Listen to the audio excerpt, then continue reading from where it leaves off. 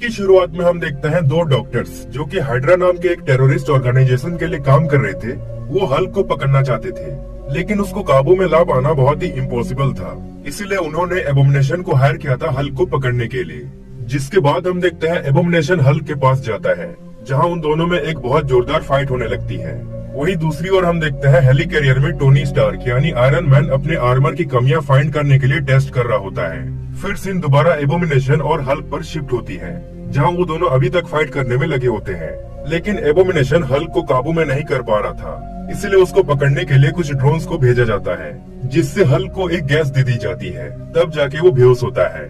फिर एबोमिनेशन उसको घसीटते हुए ले जाता है पावर प्लांट में उन दोनों डॉक्टर्स के पास। एक्चुअली उन दोनों डॉक्टर्स का प्लान ये था कि उनका एक पावरफुल वेपन को बनाने के लिए हल्क की बॉडी में मौजूद गामा रेस का वो यूज करना चाहते थे। लेकिन फिर हम देखते हैं कि वो डॉक्टर्स एबोमिनेशन को भी धोखा दे देते हैं और उन दोनों को कैद करके अपना एक्सपेरिमेंट स्टार्ट करते हैं। पहले तो सब कुछ सही चल रहा होता है, लेकिन फिर अचानक उसमें कुछ गड़बड़ी आ जाती है, जिससे वो पावर को ऑफ करने की कोशिश भी करते हैं, लेकिन वो ऑफ ही नहीं होती। जिसके बाद उसमें से एक एक्सप्लोजन होता है, लेकिन उससे पहले हल्क किसी तरह खुद को छुड़ाकर एबोमिनेशन को भी बचाकर उस पावर प्लांट से निकल जाता है। लेकिन फिर हम देखते हैं कि उस एक्सप्लोजन में कुछ नुकसान नहीं होता, यानी वो दोनों डॉक्टर्स भी जिंदा होते हैं। लेकिन उस गड़बड़ी के कारण एक अननोन एनर्जी प्रोड्यूस हो जाती है। फिर वो डॉक्टर्स डिसाइड करते हैं उस एनर्जी को कैप्चर करने की।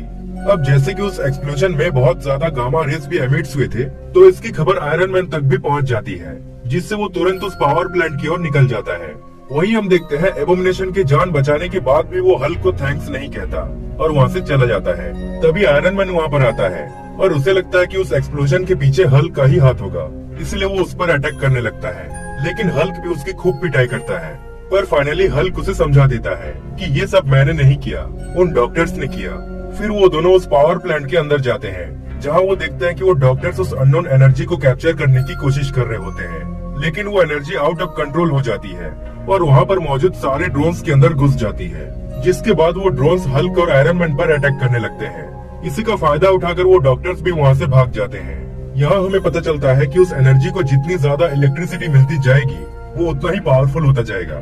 लेकिन फिर भी किसी तरह हल्क और आयरन मैन मिलकर सभी ड्रोन्स को डिफीट तो कर देते हैं, पर वो जब वापस हेलिकैरियर में जाने लगते हैं, तो वो एनर्जी आयरन मैन के सूट के अंदर घुस जाती है और हेलिकैरियर में आने के बाद वो एनर्जी हेलिकैरियर की ही बिजली खींचने लगती है। और अब तो वो बात भी करने लगता है। वो अपना नाम जैक्स बताता है।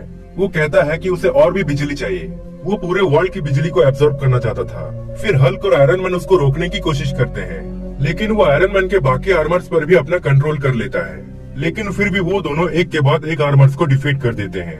अब हम देखते हैं कि जैक्स की एनर्जी बहुत ही लो हो चुकी थी, इसलिए वो आयरन मैन के बाकी सूट्स पर भी घुसने की कोशिश करता है। लेकिन आयरन मैन अपने सभी सूट्स पर शील्ड क्रिएट कर देता है, लेकिन आखिरी वाले पर शील्ड लगाने से पहले ही जैक्स उसमें घुस जाता है और दोनों पर अटैक करके हेलिकैरियर में मौजूद आर्क रिएक्टर के पास चला जाता है, ताकि वो ज्यादा इलेक्ट्रिसिटी एब्जॉर्ब कर पाए। फिर वो दोनों भी उसको रोकने जाते हैं, लेकिन फाइनली वो उस रिएक्टर में घुसकर बहुत ज्यादा इलेक्ट्रिसिटी एब्जॉर्ब करके अपना एक बॉडी शेप भी बना लेता है। जिसके बाद वो आयरन मैन के सूट से भी सारे पावर्स को एब्जॉर्ब करके उसका बैटरी डाउन कर देता है और हल्क को भी काफी ज्यादा इलेक्ट्रिसिटी देकर उसके आंखें खराब करके उन दोनों को हेलिकैरियर से नीचे फेंक देता है, जिससे वो दोनों एक ग्रेवयार्ड में आ गिरते हैं। अब हम देखते हैं कि आयरन मैन की पावर डाउन होने की वजह से उसका सूट काम ही नहीं करता और हल्क की भी आंखें खराब होने की वजह से उसको ठीक से कुछ दिखाई नहीं देता। तभी उनके ऊपर कुछ खतरनाक क्रिएचर्स का हमला होता है, लेकिन वो दोनों एक दिमाग लगाते हैं। आयरन मैन हल्क को गाइड करता है कि कहां से अटैक हो रहे हैं और हल्क भी उसको फॉलो करते हुए सभी क्रिएचर्स को डिफीट कर देता है। जिसके बाद हम देखते हैं जैक्स हेलिकैरियर को पावर प्लांट के ऊपर होल्ड कराकर अर्थ की सारी बिजली खींचने लगता है। फिर वो दोनों भी किसी तरह हेलिकैरियर के अंदर चले जाते हैं और हल्क आयरन मैन को दोबारा रिचार्ज कर देता है। लेकिन आयरन मैन अपना एक दूसरा सूट पहनता है। इसकी खासियत ये थी कि जैक्स उस सूट से पावर एब्जॉर्ब नहीं कर सकता था। फिर वो हल्क की भी आंखें ठीक करके उसको अपना नया आर्मर हल्क बस्टर देता है, लेकिन वो उसमें ठीक से फिट ही नहीं होता।